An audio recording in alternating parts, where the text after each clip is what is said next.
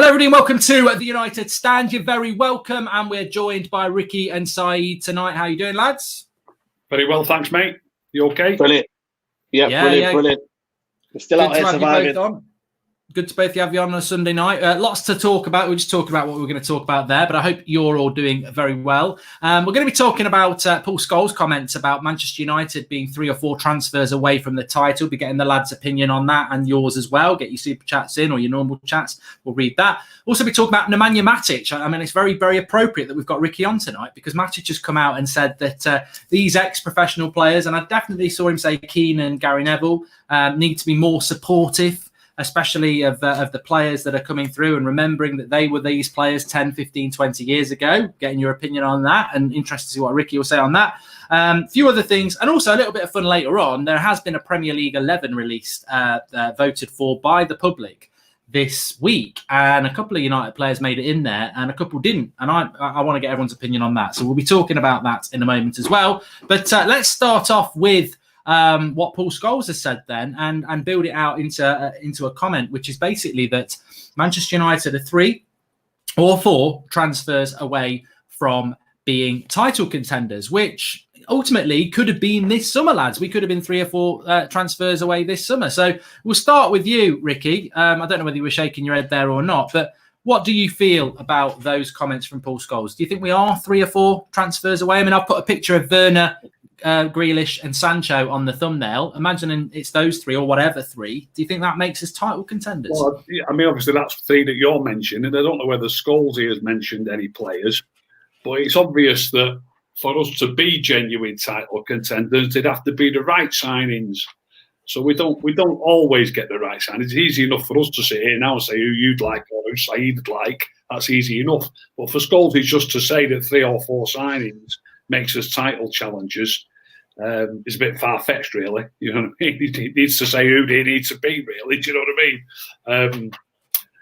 Challenging. I suppose he's gone maybe with a hypothetical. So, I mean, I think we'd all agree we probably need a striker, a midfielder, and a right winger. And you're right. You know, you're assuming that they all hit the ground running and do well, which we know with transfers. It does. You know, if you get half your transfers right, it's good.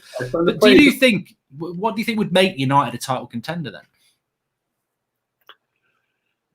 The problem is City and Liverpool the last 2 seasons. I hate banging on about them, but it's where we're at.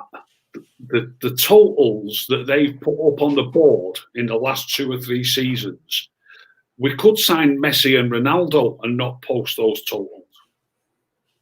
So to say that we're going to make 3 or 4 signings now, to be fair, Liverpool and City might not post those sort of totals next season. I mean, City have obviously fell away a little bit this season. I'm not sure by how much, by the way, because Liverpool's record of 27 wins out of 29 games is just absolutely phenomenal. It's almost certain that they won't be able to do that again. It's that good. They won't be able to do that again, but they might be able to knock 100 points on the board. City might be able to put 100 points on the board. So like I say, if we sign Messi and Ronaldo, we might not post 100 points. So it's an impossible question, and it's a bit, you know, like you've said, it's hypothetical, really. How well could we do? We certainly could improve. We could certainly get a lot more points. But we would need, I'm pretty certain, we'd need definitely Liverpool and probably City to slip a bit further back for us to even challenge. Ricky, Rocky, Saeed. What about you? I mean, Scholes is saying we hear this a lot. I mean, I read it today and I thought it's a good thing to open up on because it feeds into where I want to go about Solskjaer and an ex-player saying that he's a big game manager genius, and Agallo's talking about United being great again with Pogba and Rashford back. So we're feeding down an alleyway of topics here, but the big one to start with, and it has been said for a long time, it's either we're 3 years away from a title or we're 3 players away from a title. Do you think that that's possible? Adding 3 players to what we've got, that United can be title contenders, you know, as soon as maybe the season after next.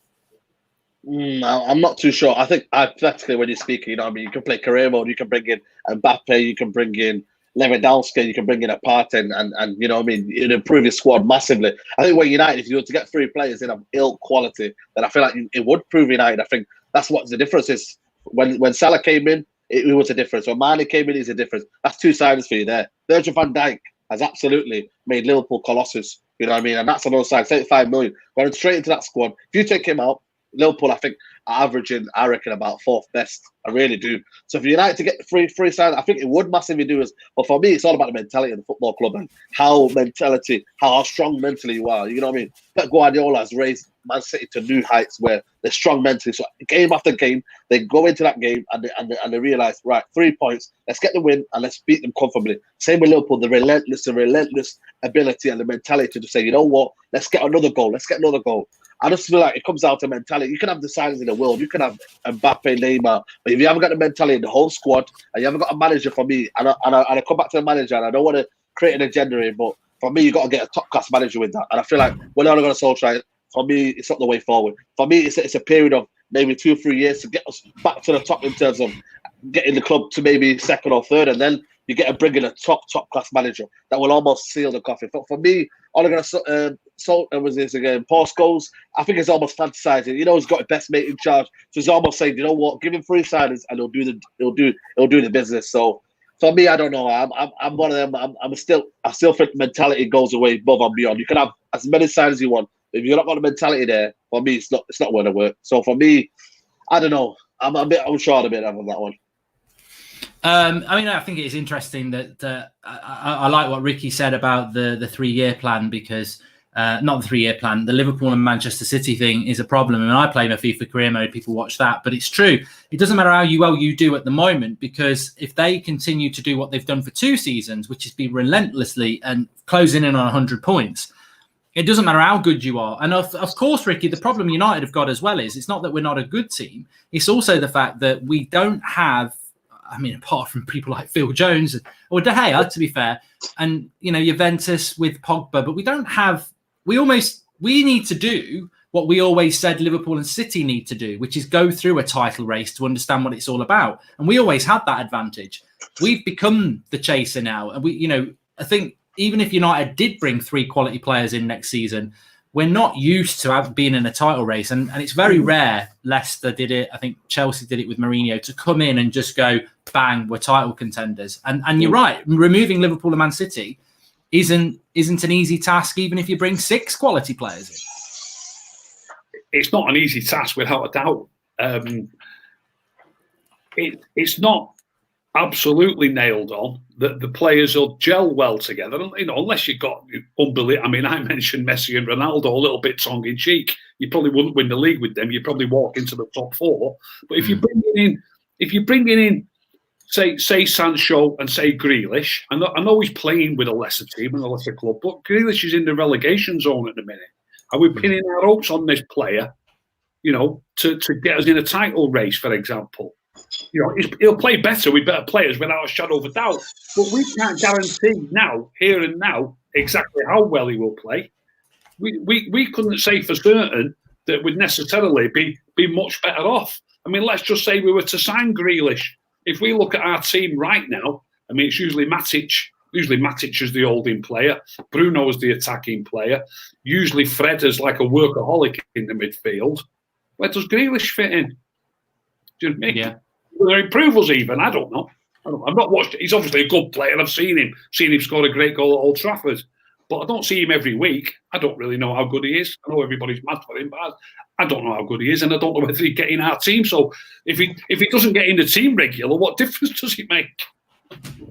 And also, Saeed, I mean, the thing is, like, absence makes the heart go stronger, doesn't it? I remember I used to go on like lads' holidays when I was a teenager, and my dad would say, "Don't, whatever you do, come back saying you fell in love. It's a holiday for a week. It's different when you're down by the beach and you're drinking your sangrias.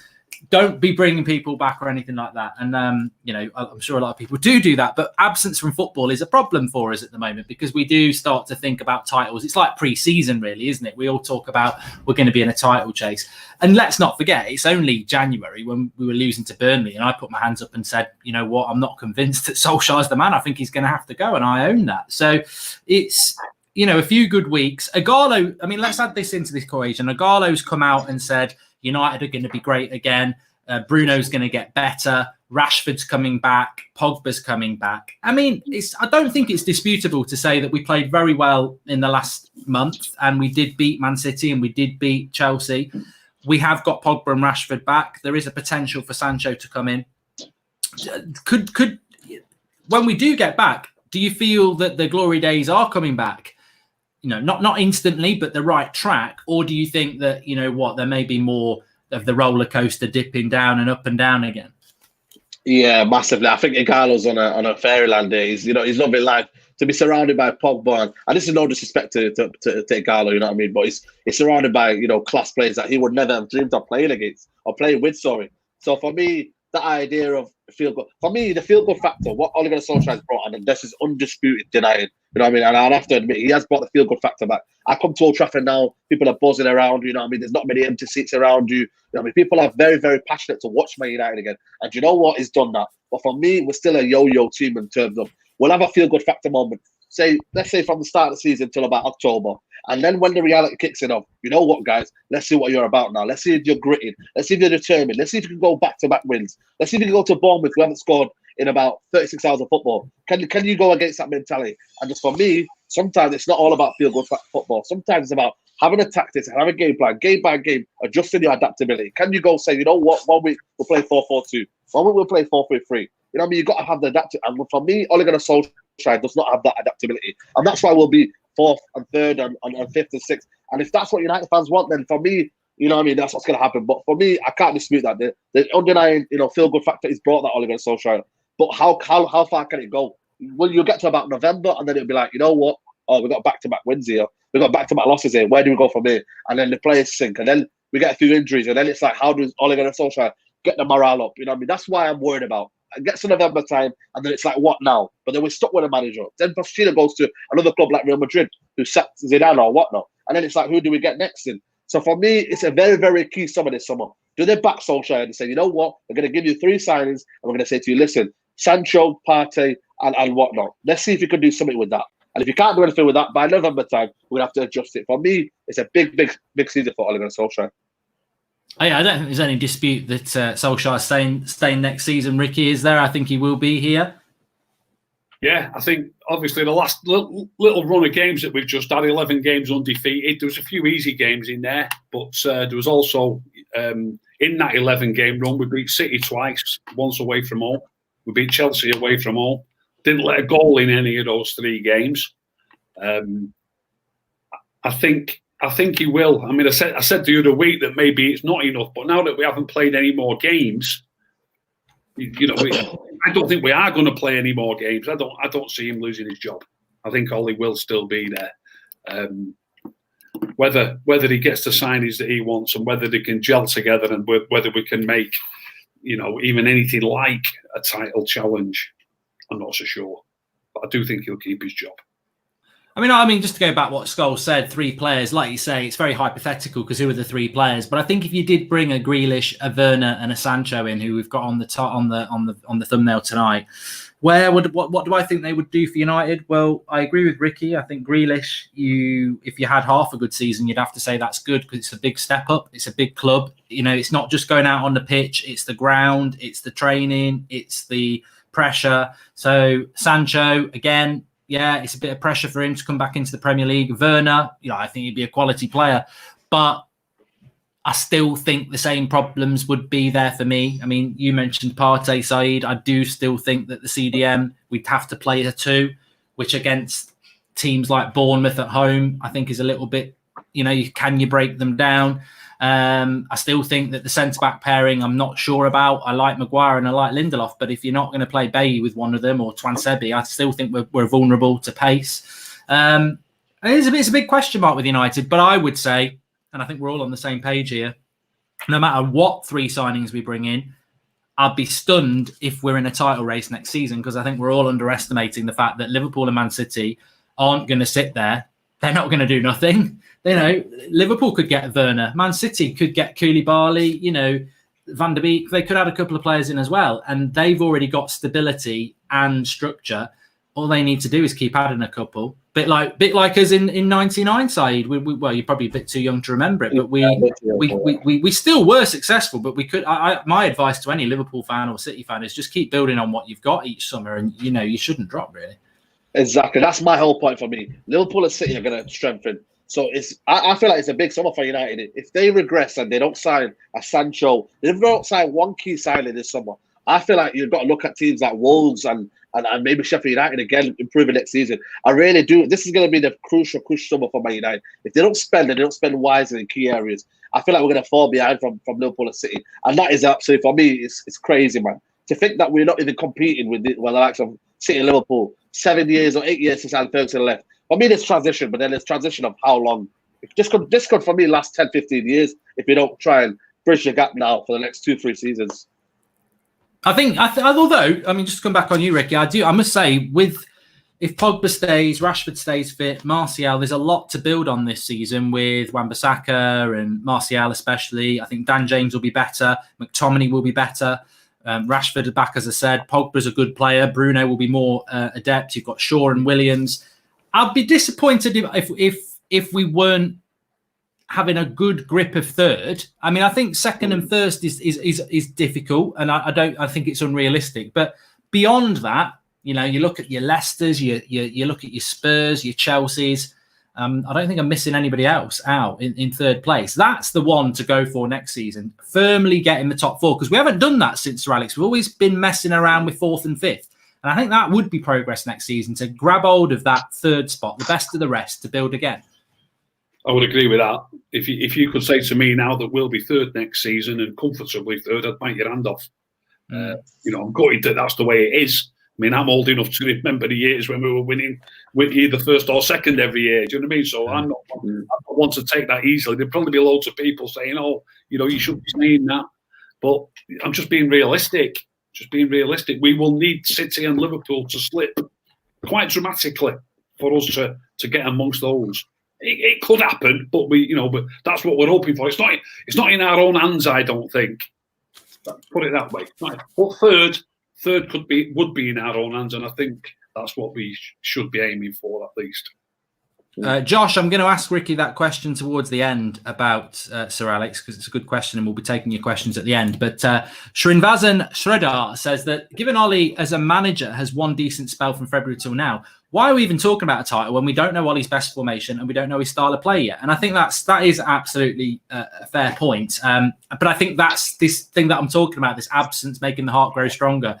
Because we've had no football, you automatically resort to pre-season where you start going, yeah, we're going to be great when everything comes back, and you forget the little kinks or that need ironing out. But that leads me nicely onto the next bit, and go to you on this side. So, an ex-player played under Ollie. I think he played under him at Mulder, called Ruben Garabskin. I was reading today that he'd said that Ole Gunnar Solskjaer is a genius in the big games. He likes to come up with new ideas. He lives football 24/7. He's a fantastic human being, and he's a fantastic coach. But in the big games, he's absolutely superb. He just needs to get that consistency in the other games. I mean, do you think when you look at the amount of big games we've won this season, I mean, even Leicester, they're third, Chelsea home and away, Man City home and away, Liverpool draw, Spurs beat them as well. So, he's got a very good record against the top sides. Going back to what Srinvasan said there, well, we don't know what Ollie's best formation and style is. Do you think there is an element of genius to how he beats the top four, or do you think it's just a certain style of play where he invites pressure and hits him on the break with pace? Yeah, counter-attacking football. That's Ole Gunnar Solskjaer's masterclass for me. Don't get me wrong, in the big games, apart from maybe Arsenal away, he's done terrific well, and he's almost like, Pep masterclass away, twice at home as well. He's found a way at home, and he's found a way of style against the big teams where he said, you know what, I'm going to take you on. I'm going to show that I'm just not no rookie manager, and I'm going to show that I can adapt my style. And you know what, we've had the crowd on our side, and it's been very, very, feel good factor football and whatnot. But for me, what the key is for me is that you beat your games at, the lesser games. The lesser games get you to top four and beyond for me. Beating the big teams, for me, I'd love that. And you know what? It's rivalry. It's, it's bragging rights and all that. But for me, I want to win the games against Newcastle away. I want to win the games against Bournemouth away, where it's gritty, where you get your points. And then you get you get your draws at, maybe City away, then you go win, Arsenal get a draw in there. I take that from me all day long. But what in terms of what his friend has said there and the players played for, it's going to have to be like that. And it's always going to, Solskjaer has a plan where he almost invites the pressure on. And that's why he plays Daniel James as a 3-5-2.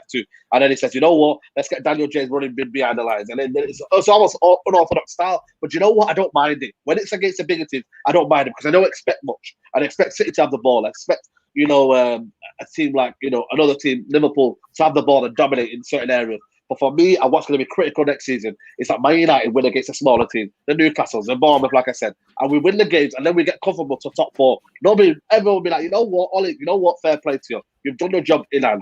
But like I said to me, it's getting the results against a lesser team that will determine all his future, not against a big team. Yes, it's good for his CV, but not for longevity. Ricky, you like the tactical side of games, and I see your tweets, and I think they're very, very good, the way that you analyse it. I mean, just on what Saeed's saying there, is it not harder to tactically beat a team like a Bournemouth or a Newcastle or a Watford who set themselves up to hit you on the break, to break them down? That shows better tactical skills than this player saying, oh, he's a genius in the big games. Because do we not just do what Watford, Bournemouth and Newcastle do to us? We make it very hard for teams to score against us, and then we hit them on the break, which my coaching, which is limited, but my playing career isn't. I think it's far harder to go out there and implement an attacking style of football as a coach than it is to say, right, soak them up and hit them on the break fast. 100% it is. If most of your players are better than most of the players in the opposition, then you're the team that's going to take the game to them. We have to look at the two top sides. I hate going on about them, and I say it every time. If you look at Liverpool don't take into account who they're playing against, do they? They might be the odd little tweak in midfield, but they still play 4 at the back. They still play virtually every time with Salah, Firmino, and Mane up front, don't they? It doesn't matter who they're playing against because they know that most of their players are better than most of the players in the opposition team, and they've got the ball for most of the game. So we're not in that situation. We're a little bit like Everton were 10 years ago under Moyes, where they couldn't break down a small team. They regularly finish 6th. I think they finished. Did they finish 4th once? Moyes they did because they got knocked out and they qualified, didn't they? They did a fantastic job with Everton. But obviously they couldn't beat all the small teams, but then they give a right game. They didn't always win, but they could give a right game to the top sides by raising the game in those games. We're raising our game in those games. You was talking about Ole, does he deserve tactical praise? I think he does. I was amazed the first time he picked Luke Shaw as a third centre-back. I wouldn't have dreamt of picking Luke Shaw as a centre-back. And to me, he's been phenomenal in that role. And every time we've got a tough game, he plays there. Obviously we wanted to avoid defeat, even in Bruges away in the first leg in that game there. I think he did, didn't he? He played a back 3 there with Shaw as a third centre-back. And twice against City, once against Chelsea. Liverpool away, I think, was the first time he did it. Okay, it didn't come off, but we might have had anybody playing for us and lost there, obviously. Do you know what I mean? I think we might have done it against Liverpool at home, as well. Do you think so? But I don't think Shaw played in that position, did he? No, I think it was about 5. He's Shaw in that position that he deserves credit for. That's what I mean. He's just Shaw in that position. And the other thing that he's done, Dan James, I see him getting a lot of criticism. He's absolutely vital in those games. Vital. You could hardly have a better player than him in those games. And the reason for that is we've got 5 at the back. A lot of people call it 3 at the back, but don't tell me Wan-Bissaka's a wing back. He's playing full back.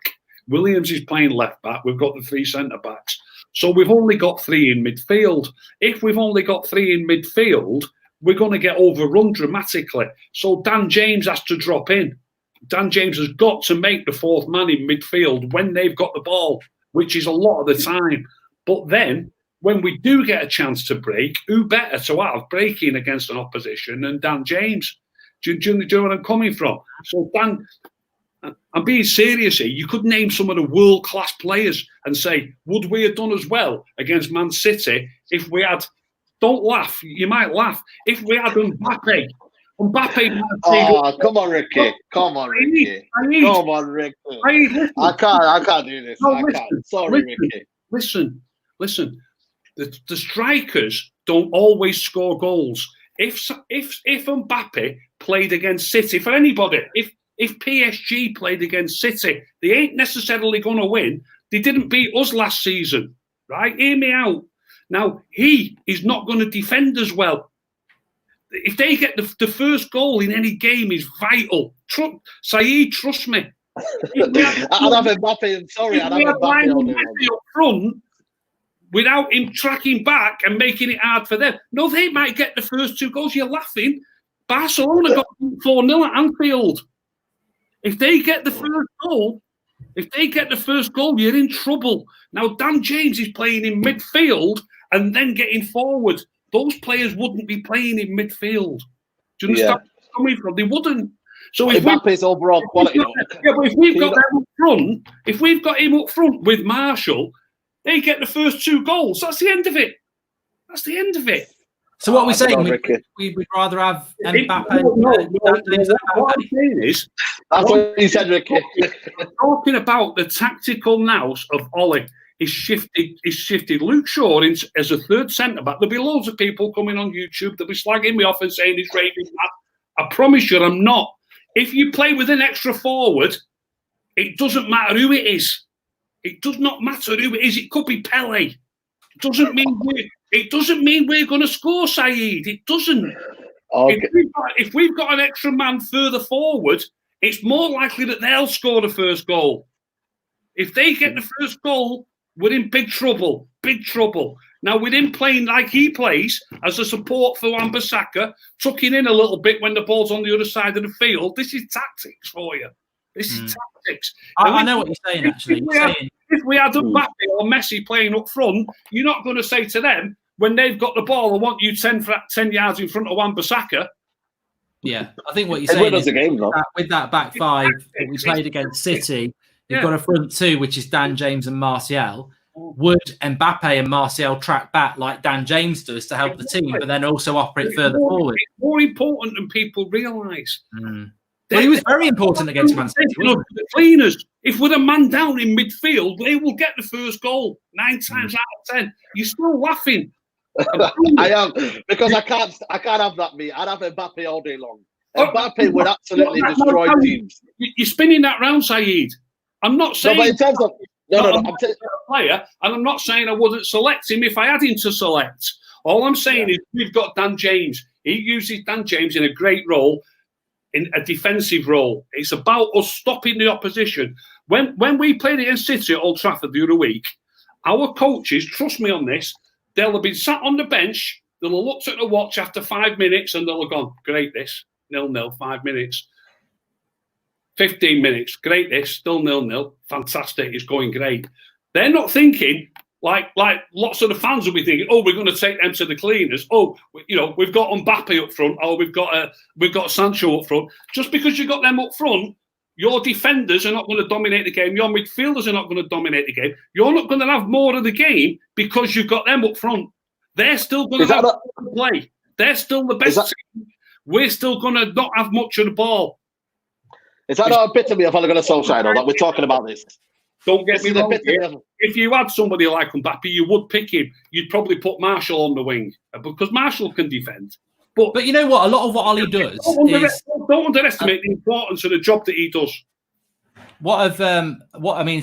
Josh says Side's missing the point. Ricky's talking about general tactics here, and I think that's what took me a little bit. Is that what Ollie does? Ollie's very similar to Sir Alex, and the big question mark over the next 2 years is going to be whether Sir Alex's style of football and tactics work in the modern game, which I don't know whether they do. Because if you think back to United under Sir Alex, in certain games, specifically against Wenger, I'll put my hands up and say Wenger's Arsenal footballing side was better than Sir Alex at times, but we would get the result because Sir Alex knew how to beat him. He'd go and send Phil Neville to clatter Reyes in the first 5 minutes, and he wouldn't fancy it after that. Because that's winning a football game. And also, we were a good footballing side. But, to be fair, Wenger, a bit like Pep, on their day, they were very good with the team that they had. But this is where you'd see a Ji-Sung Park coming in. And I don't know whether you both saw the interview with Clive Tilsley the other day. And he said, I'm not one. I don't go for these all-time 11s. I don't like all-time 11s. What I like is, what's your 11 when you need them? What's your 11 when you need these players to turn up? Because Ronaldo just happens to be a player that you would put in because he would turn up. But some players, as great as they are, i.e. a Pogba, will he turn up or won't he turn up? But he says your Vidic, your Roy Keane, your Darren Fletcher, your Ji-Sung Park, you're going to pick them because you know 9 times out of 10 or more, they're going to turn up. And Sir Alex used to do that with Ji-Sung Park. He maybe had a better option like a Berbatov on the bench, but he'd go with Ji-Sung Park in a big game because he knows he's going to do the defensive work. And he also had an extra lung to do the attacking work as well. And that's my point. Don't get me wrong here. Daniel James, for me, I've praised him, especially in the City game where people thought it was awful. It was doing a misplaced pass after time after time. Don't get me wrong. Daniel James is effective. But for me, this is an epitome of where Man United are at the minute. That we're thinking about defensive work rather than attacking work. And where you're saying about Daniel James, for me, I know what you mean. I'm talking about tactics. Brilliant, yeah. In them particularly tough games. Right. I hear you. Obviously, 80% of the games we expect to win them. I mean, and that's my point. I won't mention names again, but if we're going to start talking about the truly great players that I wish we had them, then they've got to play in all of them games, all of them. That's for me where the bottom line is. You know what I mean? The game against Newcastle, Daniel James was playing in that game, but again, it wasn't effective because Ole Gunnar Solskjaer didn't have the right tactic. For me, it goes down to the manager. In certain games where it's against big teams, you can use Daniel James. Newcastle away, yeah. He played on the left wing. Newcastle away, Anthony Marshall wasn't playing. He's so important to us. It's unbelievable. He holds the ball up. He allows the rest of the team to get forward. He links it all together. Anthony Marshall knocks all the rest of the players into a cocked hat, and he was missing that day. When he's missing, we struggle. Yeah, I understand. I'm going to do this impromptu now because I'm intrigued by this. So forget United's best 11. Let's go through players that you would put in because you know they're going to put in a good performance. So goalkeeper, it doesn't really matter, does it? I mean, I'd probably say Schmeichel because he was a big game player and he's the best goalkeeper we have. Any advances on that? I would go Van der Sar. No, I wouldn't. You're a bit younger than us, Saeed, aren't you? Yeah. Van der Sar, absolutely phenomenal, but I'd have to go Schmeichel. Right back, I'll go Gary Neville because he'll just turn up. I agree with Left back, Dennis Irwin. I go for Evra. Again, because he's younger, Irwin was brilliant. Evra's brilliant. I'd toss a coin on them too. I really wouldn't mind. But both great players. Both great. Centre backs, I'd go Vidic and Rio. I mean, Stam's another player you could rely on, but I think Vidic and Stam would lack the pace that Rio's got. Mine. I understand where he's coming from with turning up, but we've got numerous top centre backs who have had great years, great performances. My favourite pairing will be Stam and Ferdinand. Oh, there you go. See, I'd always go Vidic because he's my favourite. I think he's fantastic. What about you, Said? Yeah, I would go with Vidic and Ferdinand. For me, they were absolute classes. I mean, M. Fahim says Steve Bruce, and to be honest, if we're talking about a reliable player, he was bloody brilliant. So I'd agree with that. Midfield, I think on reflection, I don't think I'd move away from the 1999 4. I'd just go Beckham, Scholes, Keane, and Giggs as a midfield 4. I think that you got to me in my life in the Premier League. I'll say it to anybody, I've never seen a better 4. You've got the pace and speed and flair of Giggs. You've got the technical work. I mean, I watched that 99 final the other week. I forgot how brilliant Beckham was playing centre midfield. And then you got Scholes and Keane. And they all massively reliable with Nicky Butt backing them up. Couldn't disagree with that. They're all phenomenal players. Unlucky I'm saying unlucky, they don't really give a monkeys, but certain players that have played for us who have been brilliant for us, but can't get in just because of how fantastic they were. Michael Carrick had, 10 years with us? Yeah, Carrick turned up. That's my player. That's what I bring it. I could hardly ask for a better player, but I'm afraid he can't get in front of Keane or Scholes. So I agree I'll stick with that 4, yeah. I would go with Beckham on the right. I would go with Carrick and Scholes in the middle, and then I'll go with Ronaldo on the left. Keane? You're dropping Keane? Bloody hell, you're having a stinker, Saeed. Player ratings for Saeed tonight, 3. No, Carrick ahead of Keane all day long. Carrick, for me, was the most underrated player in world football. Don't at me on this one, Carrick, if you look at Carrick's highlights, I don't care, Mark, I'm having this one. Carrick all day long. Better than Keane. I can't believe Carrick it. For me, My eyes are burning. all day long. Carrick all day long for me had a key, because in the, end of the day, you'd have Scholes as just the protector and the kind of person to sweep up anymore, and Carrick as the absolutely boss that midfield. For me, if you're watching Carrick, if you see Carrick, the amount of forward passes he did every single game, and he absolutely bossed every single game. How old are you, Saeed, roughly? How old 26. are you? I seen Roy Keane. See, that's it. No, I seen Roy Keane. I seen Roy Keane from from the early 2000s till about 2005. That's when I seen Roy Keane. And for me, absolutely brilliant captain, yeah. But for me, if you're talking about footballer, for me, it has to be Carrick. Yeah, but Keane 96 to 2000 was his prime anyway, so you missed it. Well, there you go then. You know what I mean? But no, well, we'll leave that to live. And my front two, and it's very hard, but I would go Ronaldo and Rooney because they're just ridiculously talented, but also committed. And there's so many. I'm not saying go Ronaldo and Rooney because I think there's plenty of other options you could go with, but I would just go with those two because I think on their day they were world class and also ridiculously consistent. I would go with it. I'd like to have seen, and the careers at United only just overlapped ever so slightly. They were there at the same time for about 6 months, but I'd have liked to have seen Dwight York playing with Ruud van Nistelrooy. Oh, yeah. I would love to have seen that. A lot of people saying Van Nistelrooy in the live comments that he was fantastic. As good a number 10 as I've ever seen Dwight York. He used to come short for the ball, turn, like Marshall can these days, feed it to the wing, and then join in the box. Then you've already got Andy Cole in there, but I'd rather have Van Nistelrooy. He's faster, stronger. He was great, Van Nistelrooy. I'll go with Nistelrooy, and then York coming in behind to get the bits. A lot of people don't realise it when you speak to him. Dwight York was the leading goal scorer in the treble year, 27 goals. A lot of people sort of think Andy Cole was the main goal scorer. Now, Dwight York played a little bit deeper. Dwight York was also the joint leading assister with Beckham. So he's the joint leading assister and the leading goal scorer, playing at number 10.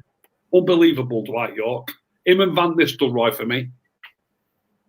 You could put 4 or 5 United teams together and not have the same player in it. We've been blessed. We've been absolutely blessed. What we're going to do in a minute, actually, we're very interesting, is there's the Premier League 11 for the season so far that's been voted for by people on Sky. I think we'll get some controversial opinions on that. But first, I did say we'd talk about this, and we'll go to Ricky on this because it's your favourite player. It's your foster son. It's Nemanja Matic.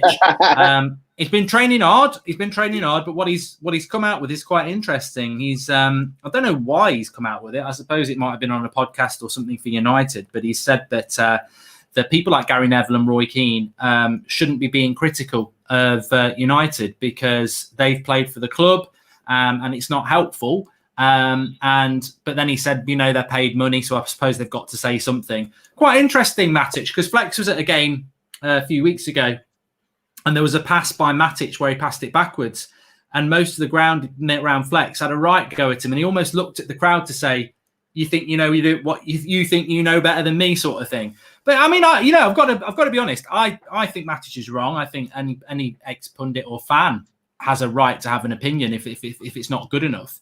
But what I would say is I respect his opinion. I don't agree with it, but I respect him to come out and say it because you don't normally get that from a football player, especially talking about people like Neville and Keane, who, as we've just said, they're legends of the club. What do you think about that, and what do you think his motivation might be behind that? Do you think there's an element of frustration at some of the criticism he's had? I think the difference between, I know you've got quite a following, Mark, on here, but I think it pales into insignificance compared to the people that see the likes of Gary Neville on the TV, and also the likes of Gary Neville. Not only is he on TV with hundreds of thousands, possibly even millions watching, he's also an ex-member of the, an ex-player. So it's an ex-player who's criticising players and being watched by millions. It's a little bit different. The likes of us getting on here and saying, "Oh, I don't think he's any good. I think he's crap," and all that. I don't think it's going to damage anybody's confidence in the team. They shouldn't really be interested in what me or Saeed's got to say, should they? Do you know what I mean? But maybe some of the young players, it might affect their confidence if Gary Neville's on the TV saying he don't think much of him or whatever he might be saying. So Matic might have a point. Saeed? I'm a bit surprised he said that. To be fair, it's been on form for the last couple of weeks, and you know what I mean. Ricky's probably got a medal up somewhere down there. Memorabilia somewhere in the background. But for me, I'm a bit surprised by the comments, because I feel like the fans have been on his side for the last couple of weeks. For me, especially, I said to him it should be sold in January. You know what I mean? But it's proved that what he's done with Bruno Fernandes, what's he allowed him to do now? Is just, you know what? I'm gonna sit deep. I'm gonna pass it to the better players, and I'm gonna also just break up the play and do what I can do. And that's what Max does. But for me, I don't know. Sometimes, you know what? It kind of is right, because sometimes you get Keane who's very, very sulky, and he's talking about Jesse Lingard's, clothing deal when it's got nothing to do with football. Sometimes I feel like pundits now, they disregard everything that's to do with the player, and they almost attack their kind of personal stuff in the background, and they never focus on the football. So for me, I get what he's trying to say, but I think it's wrong for what he'd say about the fans. You know what I mean? And discredit the fans and whatnot. Because at the end of the day, we're here to pay. We pay how much do we pay for the season ticket? We expect everything from a player. Obviously, we don't go personal. We don't say anything about what they're doing. But in terms of football, we criticise you when you're doing bad, and we praise you when you do right, and that's what football is all about. So for me, I think it's a bit insensitive from Matic, but don't get me wrong, he's just signed a new deal, so he's thinking he's on top of the world now. You can say, I bet you from now until the end of the season, if he signs a new deal, he's going to say absolutely anything now, because he's on top of the world now, isn't it? You know what I mean? He's signed a deal. He's thinking, what can anyone say to me now? I'm here at United, 31 years of age when he should be shipped off. For me, Matt should be shipped off partying, and that's for me. That's a key thing. You go and buy better players, and that's how you go in football. But we go again, We go again. I mean, look, I think I can almost hear Roy Keane's answer. I'd love Roy Keane to be asked what he thinks about what Matic says, because he'd be like, "Go on, what are you talking about?" Roy Keane had it when he was a player. Gary Neville had it when he was a player. It's part and parcel of the game, and I actually don't mind it. I mean, I think what Matic was saying more specifically was maybe some of the younger players it's not helpful. But I think when you dissect it, because I agree with Ricky. I think these players, you do listen to them. I don't always agree with Keane, although he's my favourite player. I don't always agree with Gary Neville or Paul Scholes. I think, sometimes they're right, sometimes they're wrong, and that's the way we should always take it, because they're human beings like us. But I think when I think about Gary Neville, it always seems to be Pogba, Martial, which I don't like the Martial thing. When I think about Roy Keane, I think he's more even-handed. I think he will say, I don't rate that young player. He didn't like Fred. He said Fred was useless about 5 months ago. So he's been proven wrong on that. I don't know. I think that's why I was interested to see what your thoughts were about why Matic might have said it, whether it was a frustration about the criticism he's had. Because ultimately, if I was a player, I just wouldn't care. I'd be like, you know what? Everyone's got an opinion. One day I'm great, one day I'm crap. That's the entertainment business, because I personally quite like that pundits have their say, because that's what it's all about. That's what we do. We're all having our say. I mean, if Matic has a bad game, I've said it. If he has a good game, I've said it. I think that's the thing. The only one player that I'd never really gave any credit, even when he was getting late winners, was Fellaini. But that I just couldn't stand Fellaini. But Matic, didn't want to buy him. Didn't really rate him, but when he's done well, I've said he's done well. And I think at the moment he's totally deserves his contract. So, but I would say that's what I mean. It surprised me. It's a bit like Ollie when he reacted to the Van Persie thing. Remember that earlier in the season when Van Persie said something about him not smiling, and he reacts to it. I think in a way, it just concerns me that they are, what do they want? Gary Neville and Roy Keane to say, I'll sign a pact never to be critical about United, even though I'm getting millions of pounds from Sky Sports. So. Yeah, I just thought the timing of it was a little bit odd, but as I said, it sort of clicked into my head because of what Flex had said about that misplaced pass. Maybe it's been playing on his mind a little bit. I know Matic gets criticised a lot by the fans, or certainly was getting criticised a lot by the fans. But has he had criticism from anybody in particular who's an ex-player? I'm not sure. No, I think he may be talking more of as a senior player, really, just saying that it's maybe he's trying to take on a leadership role. So, yeah, because he did talk about some of the younger players, but I couldn't think of any of our younger players that have really had stick from... Marshall's still, fairly young, isn't he? Marshall gets enough stick. Yeah, definitely. I want to ask you this. I'm just going to tee up the next question, but we did get a question from Josh Bowwater, Ricky, about when Sir Alex Ferguson was appointed as the manager, because a lot of people like to go back to 1989 and say that it's like that. What do you remember about when Sir Alex Ferguson came in as Manchester United manager? What was your thoughts on that? If I tell you the truth and the whole truth and nothing but the truth, it's a bit embarrassing after what he's done for us now. But, going back to then, he'd previous to taking the role at United, he'd taken Scotland to a World Cup. And the World Cup that he took Scotland to, he picked the two centre-backs that had done well for him at Aberdeen, which was McLeish, and I can't quite grasp the name of the other kid that played next to McLeish. But he didn't take in the squad Alan Hansen. And Alan Hansen, for me, was one of about 3 world-class players who Scotland could call on. And I don't use world-class too lightly, me, Mark. I really don't. I see people on Twitter calling players world-class who I don't think are Premier League class. But we can come back to that another day. But Alan Hansen, to me, if there was a better centre-back than him in the world, I don't know who it was. And he didn't pick him in his squad.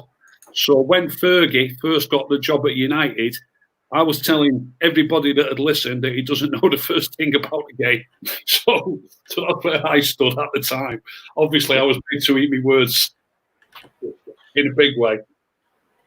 Yeah, I don't quite remember. I was very young at the time. But yeah, it's an interesting one because I think that there was a lot of people. But then jumping forward a bit to 1989, there was a lot of people who wanted him gone. There was the same famous pictures of telling him to go, which I suppose at the time you were probably one of those because you felt that you'd been justified. I don't think I was ever like that, but you know, I was certainly concerned when he got the job. Obviously, Mark Robbins got the famous header at Forest, was it that header that kept him? Yeah. Everybody seemed to think he was going to be gone. It just shows you, by the way, what's happened in the last however long that is, 30 odd years, whatever. But you know, keeping in the FA Cup and ending up winning the FA Cup was supposed to have saved his job. Whereas in this day and age, the FA Cup isn't really thought of much of a trophy, really, is it? No, well, it was massive in them days. You're right, wasn't it? Yeah, it was massive. I remember clearly Robin scoring that goal that day and me being absolutely over the moon. You know, it was fantastic. Right, I think I found this now, which is great. Here we go. Just been looking for this Premier League team of the season, so we'll have a bit of fun with this. Premier League team of the season, as voted for by the fans, really intrigued me with this, and I want to go through it, and the live comments can get involved as well. And we're going to say agree, disagree, or you can chuck somebody else in. So goalkeeper, player of the season so far has gone to voted Dean Henderson of Sheffield United. Do you agree with that, Saeed? You're nodding your head? Yeah, I agree with that. Yeah, agree with that. Spot has been it's absolutely been amazing to see it. Yeah, it's a tough one to argue with. I'll go with that. No, I agree with that one. I think you could go Alisson at Liverpool, but look, he's a United loanee. They've had loads of clean sheets. Sheffield United, I tipped them to get relegated. I like that choice. I think it's an intelligent choice, and I would agree with that one. Now, this is the first controversial one because they've got Trent Alexander-Arnold at right back, who has been brilliant, but I was arguing with Liverpool fans in the week, which is why I'd kept this back for Sunday. They were like, oh, what are you on about? I said, it's got to be Wan-Bissaka. And, oh, what are you on about? I said, hold on a minute. He's our player of the year. He's been ridiculously consistent, and he's a brand new signing, and nothing gets past him.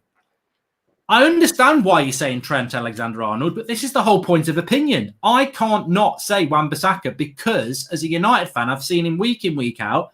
He's immense. So for me, it's Wan-Bissaka. Ricky? Thinking he's going to go TAA. We were talking earlier about different tactics for different games, and I was mentioning how we have played so defensively against the likes of City and against Liverpool, and Dan James more or less plays as a midfield player who has to get up and help out. Liverpool played with the same format. So if you're picking this team just on who you think is the best player, or are we actually trying to pick a team to go and win games? Are we actually trying to pick a team that's going to play well together, that's going to be the best team? Liverpool are the best team virtually every time they play, and a lot of it is built on the two fullbacks. Didn't they have more than 10 assists each last season or something? Oh, they're fantastic. Yeah, they're fantastic. There was some stat knocking about.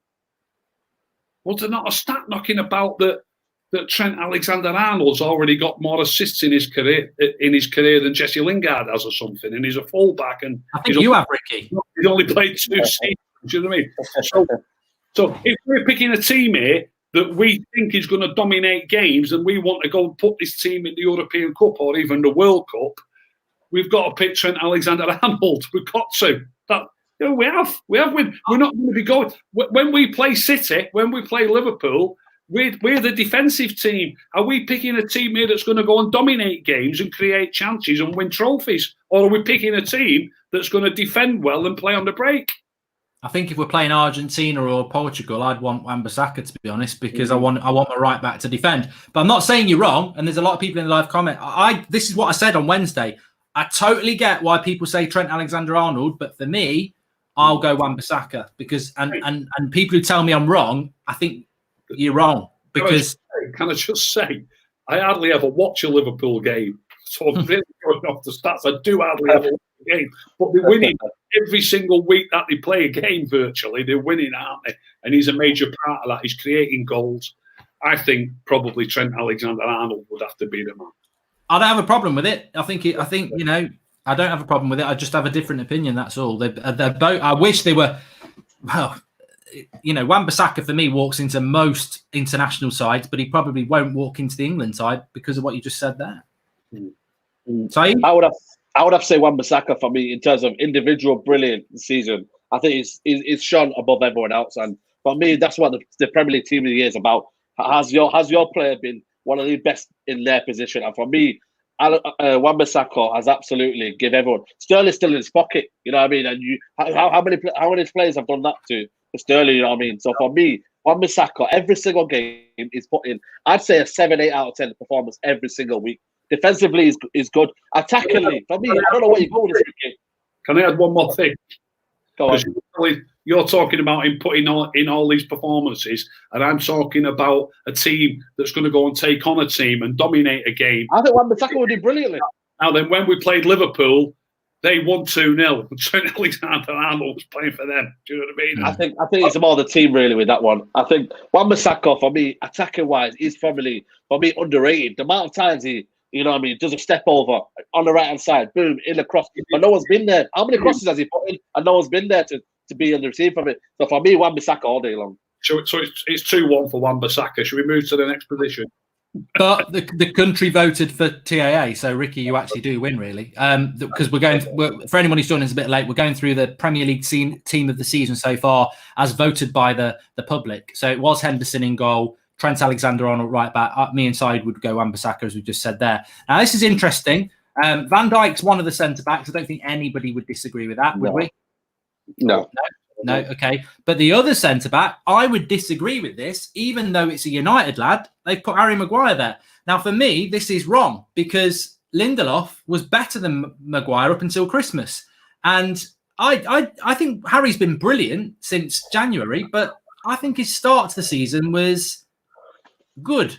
But then I was trying to think, other than Van Dijk, who else is Maguire in there because there's nobody else? And I was thinking, well, Laporte's been out most of the season. Forget Arsenal. But then I thought, no, I've seen a centre back better than Harry Maguire. He plays for Chelsea, and his name's Rudiger.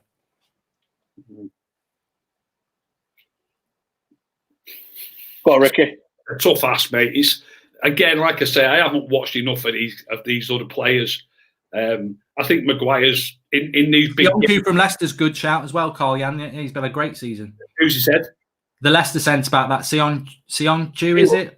Yeah, I'll tell you who I do rate, and I have seen enough of him over years, even though I've not seen enough of him this year. Johnny Evans. I think he's had a good season. Johnny Evans is absolutely fantastic. But I wouldn't argue the way we've played the last couple of months.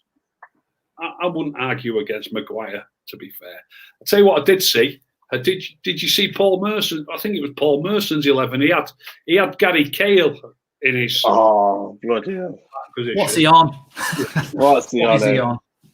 Now I thought about this. I thought about we're 6 points in front of Crystal Palace. 6 points. They signed him for nothing, and we paid 80 million quid for Harry Maguire. If we swapped, would we still be 6 points in front of him? Surely we'd still be at least 6 points in front of Crystal Palace, won't we? I don't get it. What about you, Ricky, then? Would you stick with the Maguire and Van Dijk? You think that's fair? I'd go with Maguire and Van Dijk, yeah. I would go with I was going to say Son Heung-min and Laporte until about they got their injuries, and I was going to say Son Heung-min until about January. But I think from January onwards, Leicester have been poor. You know what I mean? They've only got one win in about 10, so they were poor for large parts of the season. But for me, it's got to be Harry Beckenbauer. I'm sorry, but Harry Beckenbauer has absolutely been colossus this season. Every time he's been in there, he's put in a massive performance, but it's only because of his had Lindelof with him, who I think's been poor for majority of the season. He's only been good last couple of games for me where he's improved in his, his confidence and whatnot. But for me, Harry Beckenbauer has to be in there. He's been absolutely colossus for United. I think him and Wan-Bissaka have been only two shining lights, and Fred as well. Been three shining lights of the season so far. Well, the public voted Maguire. You two have gone with Maguire. Look, I don't always get it right. I don't. And I just genuinely don't. And what I must say is, I'm not saying Maguire's shit. I'm not saying that in a way. I think he's had a very good season. I think he's been brilliant since January, but it surprised me that he got in because I've seen Maguire grow this season, and it's been a very different growth to Wan-Bissaka, who's been elite from day one. I think Maguire's grown into the role and is now brilliant. So I'm not criticising you, Harry, if you're watching. I think you have been great. I'm just surprised you've been voted in a Premier League team of the season. But maybe that's down to a real lack of quality beyond Van Dijk this season, which may well be the case. So Harry Maguire keeps his place. Robertson at left back, I don't think we can argue with that. Same as Trent Alexander-Arnold, but I don't think there's a left back that comes close to him. I think Chilwell is good, but he's dropped off a bit. Luke Shaw's good, but he's come a bit late. So, yeah, Robertson, I think, lads. Would you agree with that? Agree with that, yeah. The holding midfielder, I'm not having this. I'm sure there's got to be some. I don't agree with the Jordan Henderson hype. Jordan Henderson, apparently he was going to win Player of the Year. For me, he's not even the best. He's not even in the top 3 players at Liverpool, but he was going to win Player of the Year. So, and they always get those leaks, right? So, holding midfielder, Jordan Henderson. What are your thoughts on that, Saeed? Go you first. I'm going to go with Fernandinho. I think Fernandinho has been absolutely. He's been playing centre back most of the season, hasn't he? Yeah, but if you want to also go, okay, so I would go with Fabinho. I think Fabinho's been better than Jordan Henderson this season in terms of that kind of, defensive role. So I will go for Fabinho. I think we missed out on a trick with Fabinho. We should have got him about 3 years ago. Was it 2-3 years ago? So for me, I would go with Fabinho. He's been absolutely head and shoulders above the rest. For me, I'm stunned he didn't get the vote. It's absolutely factually correct that he's the best CDM in the league, and his name's Ndidi. When he got injured, Leicester dropped massively. I think Ndidi to Leicester is what Kante was to Leicester a few years ago. So I would go Ndidi. But I think Henderson's good. Again, I'm not saying he's crap. I think some people think he is. I think he's a very, very important player. But I never got the Player of the Year hype, and I wouldn't have him in a Team of the Year. But Ricky, I think might be going down the Henderson route here. I'm a bit worried. I'm going to go on the man, Matic, aren't I? Oh, yeah. Of course you are. Yeah. But obviously Matic only got back in the team around Christmas time through no fault of his own. There's no doubt. I get lots of people saying on Twitter, loads of people saying to me his form was poor. His form wasn't poor. He wasn't playing. Oh, come on, Ricky. Saeed, before Christmas, he played 2 league games. How can you... Where's the form? Go and tell me where the form is. It's whenever he's come on, it's been poor. Every time he's come on from the bench, it's been poor. He's played 2 league games, Saeed. 2. Against Leicester at Old Trafford, he played. Yeah. He won 1-0. What about the Europa League game, though? The Europa League game. He played a couple of Europa League games, but they're just dominating them games. He's absolutely fine. You pick a game, and I'll do a thread on him tomorrow. Loads of people slagged him off for West Ham away. I did a thread on him on Twitter. Oh, he was brilliant, West Ham away. He was all right that day. Absolutely brilliant. Yeah. He played 2 league games, right? 2 before Christmas. We beat Leicester 1-0 at a time when we couldn't keep a clean sheet. He played against Leicester. We won 1-0. Then he didn't play again for a few weeks. Then he played at West Ham. When we got beat at West Ham, lots of people talk about Noble creating the goal. If you watch that goal again against West Ham away, Matic is on the edge of our box.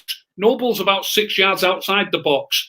And all the players do, midfield players, force you to move across the pitch. They don't allow you to play into the box. They make you play it wide or or across the pitch. So he played it across the pitch. The player that Noble passed it to, a dead square pass, 6 or 8 yards outside the box.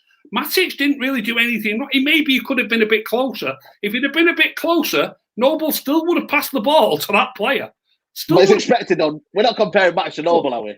No. All I'm saying is lots of people have said to me, Noble ran that game because he was involved. I've heard people say Noble made that goal. Noble didn't make that goal, and Matic didn't do anything wrong. He played the ball across the field. Somebody else knocked it into the box. And the exact same pass happens 20 times in a league game, 20 times. But the person who you pass it to doesn't then create a goal normally. But because a goal was created, people are having it that it was Matic's fault. It wasn't Matic's fault whatsoever. I think what I want to say, because we've got a few more players to get through. I'll stick nobody's going to put Matic as CDM of the season. Well, he looked like it at one point. No. All I'm saying is, I'm deadly serious here. I'm deadly serious. He should have been in the team all season. People are saying, I'll get rid of this quickly now. People are saying his form was poor. His form wasn't poor. He wasn't playing enough. Not at all. His form was not poor.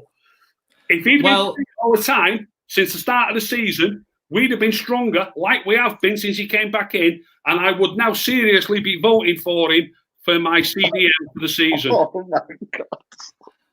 I think that's 1-1, Saeed. I think after the Dan James one, that was definitely Ricky's. He's not played enough, though. I'll go with Henderson. Oh, he's got to go with Henderson now as well, just to top it off. I'm only telling you. I did say if he played all season, I would go with him, but he hasn't played all season. He played since Christmas. He's only played since Christmas, and we've been good since then. Well, the public went with Henderson. I would have gone with Ndidi. And I think if we're talking United, Fred probably deserves a shout as well because he's been brilliant all season. But the other midfield position then, De Bruyne got a spot. I wouldn't disagree with that. I think De Bruyne is a fantastic player. I can't think of a midfielder in the league that's better than him. So I would have De Bruyne in. Ricky, would you agree with that one? Yeah. And then the other midfield is quite interesting. So I'd have to think about anybody else I'd want to put in there. But they've gone with, Jack Grealish. He's been good, and I think it'd be good for United. But I don't know. I'd have him in a midfield 3 for the Premier League season. But then I was thinking, who? You got to go with Fred. I think Fred deserves a chance. Yeah. I think I'd have Fred over Grealish, to be honest. Liverpool's midfield's weird. They've ran away with the title, but Wijnaldum doesn't get a lot. Wijnaldum's like Herrera was for us. No one gets it. He's very important to them. So I'd have Wijnaldum over Grealish as well. I think Saeed said Fabinho, didn't you, for the holding midfield spot? But Fabinho and Henderson both play a lot. Yeah. Like I say, I don't watch them much. I really don't. But it's hard to imagine somebody else. I'll tell you who's been brilliant this year. And he was my player of the year up until about November. Kovacic at Chelsea has been elite. Absolutely fantastic player. So, I'd go Wijnaldum. There's a few I'd go ahead of Grealish. And I like Grealish. I'd like him to come to United, but I wouldn't have him in the team of the year at midfield 3, to be honest. But he has been very good, but I think there's better than him. So, but he got the vote. The front 3 then, let's start on the right. Well, they've gone, I don't agree with this. I agree with one. So Mane gets in there. I'd agree with that. Yeah. Ricky? Is he playing on the left, Mane? Plays on the left. They've got him on the right, but I'd have him on the left. Yeah, I'd have him on the left as well. Yeah. So they've got Mane on the right. On the left, I disagree with this. Aubameyang. Does he not play through? They've probably got He's played off the left a lot for Arsenal this year, but they've got Vardy at number 9, have they? They've got Vardy. Yeah, Vardy's the top scorer in the league. This happens a lot on these sort of things. I say it happens a lot on these sort of things. It happens actually in football sometimes. England used to do it. You're right. They try and fit square pegs into round holes. Aubameyang plays the number 9. Vardy plays the number 9. They can't decide which one to pick, so they stick one on the left wing. Yeah. It used to happen with Scholes for England. Scholes they wasted Scholes, didn't they? And they neglected Carrick because they played Lampard and Gerrard, who were the same player. Scholes was diplomatic enough to say that he's retiring from international football because he wanted to spend more time with his family. I bet my bottom dollar that he retired from international football because he was fed up of playing on the left wing. Exactly. Left-hand side over Aubameyang. one player comes to mind because he plays for United. I know he's been injured for a lot, and I know he didn't start there, but I thought Marcus Rashford was the best left winger in Europe for 3 months. But I'm trying to think, there must be better left wingers than Aubameyang in the Premier League, other clubs other than United. It would have been Rashford if he didn't get injured, wouldn't it? You know what I mean? If he wouldn't have got injured, would have been Rashford. What does Sterling not play on the left a lot for City?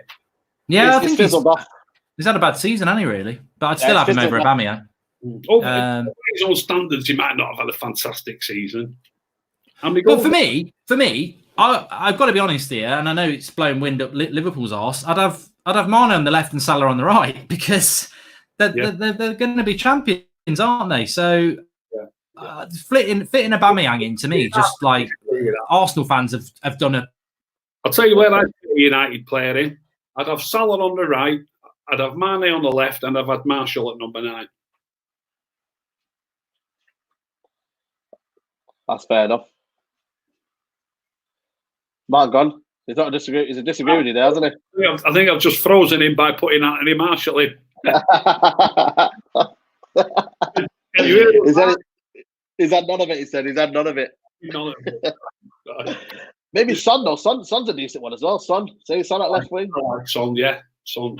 I mean, he flits all over the front line, don't he? But I think he can play on the left. Yeah, Son. Aubameyang's been decent this season, though. If you look at it, really, Aubameyang, you know, I mean, he's playing through the middle, but they've only done that just to accommodate Aubameyang on the left wing. Accommodate players. Is Aubameyang the second top scorer? Sorry, we lost it there. We lost the internet there for a bit. We were still talking. I don't know if you could hear us.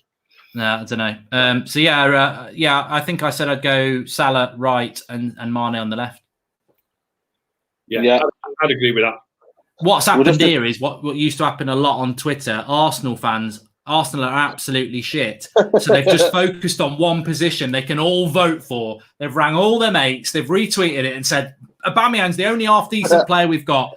Vote Aubameyang for left wing. Because I just don't get... I mean, he's a decent player, but he's not a left winger like Ricky says. He's a striker.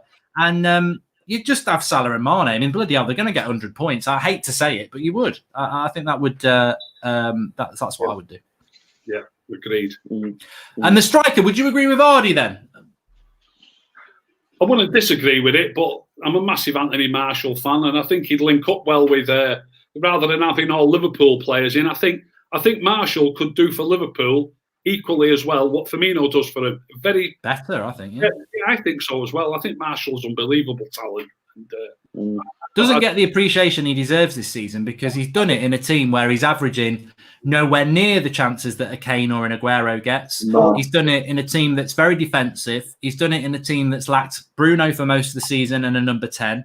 He's done it in a team that, you know, sometimes he's playing with Dan James because Rashford's injured. He ain't got Bruno. His work rate's been brilliant. His hold-up play's been great. He's still got a very good goals-to-game ratio. Someone said to me he's got the best goal conversion in Premier League history. I don't know whether they were talking where they got that from. I don't know whether it's right, but I would go Martial, and I'm not even being biased because I think he'd suit that team. I mean, Aguero's always hard to dislodge. I've got to say I'm a big fan of Aguero, but it wouldn't be Vardy for me. Yeah, I was going to say why not. Aguero's not even in the mention. That's how, you know what I mean. That's how much the strikers have been. Even Tammy Abraham's done well this season. You know what I mean. He deserves a mention in there somewhere. So it's competition for place, isn't it? Yeah. Vardy's a good player, but he's a quite a one-dimensional player. If you're not going to hit the ball over the top, Vardy becomes a bit redundant, I reckon. Mm-hmm. So we're going to go with Martial, I think. Martial. So there you go. So across the team, we agreed with Henderson. We'd have put Wan-Bissaka. We agreed with Maguire and Van Dijk and Robertson. We agreed with De Bruyne, but we didn't agree with Henderson or Grealish. We agreed with Mane, but we didn't agree with Vardy and Aubameyang. So we didn't agree with half the team as a panel, which is. But that was voted for by the public. So there you go. Right. Well, we've got over an hour. That's whizzed by. Really enjoyed that. Really did enjoy it. I had a few more things to talk about, but we'll wrap it up there. So thanks for coming on, Ricky. No problem, mate. Thanks for coming on, Saeed. Nice to see you. Yeah, I like doing this on a Sunday. Yeah, controversial Carrick over Keane, but you know what? I'd have Carrick all day long. We've had some golden moments tonight. We've had some absolute crackers. We've had Dan James over Mbappe. We've had Carrick over Keane. We've had Matic as CDM of the year. Don't start that trending on Twitter. That's right. We've had an absolute hat trick, and they've shared them out.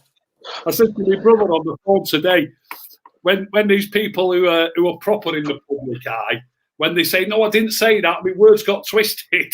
I said it's already starting to happen. You know what I mean? When we've got a tough game and we're defending to save our lives and playing on the break, we can only afford one player up front. Dan James will do for me as that midfield right-hand side. If anyone wants to clip them up, it was Sayud who said that Carrick's better than Keane. Ricky said that Dan James is more suitable to us than Mbappe, which I actually did agree with. And he also said he'd have Matic as CDM of the year in a Premier League 11. So, you know, it's all about opinion there, and it's been loads of fun. Smash a like on the video, everybody. And they'll be back next Sunday, of course. Subscribe if you're new, and we've got our normal content from tomorrow morning as well. So thanks everyone for joining in. Really enjoyed it, getting us through this lockdown. Thanks to everybody, and we'll speak to you soon.